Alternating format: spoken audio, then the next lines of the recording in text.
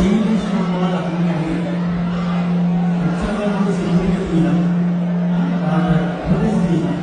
Tapi kamu dengan ini, amma pun jangan drama.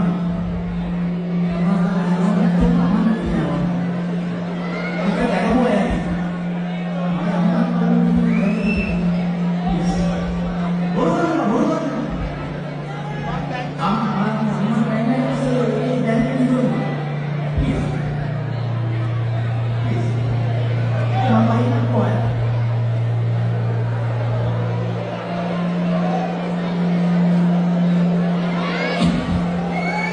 Right.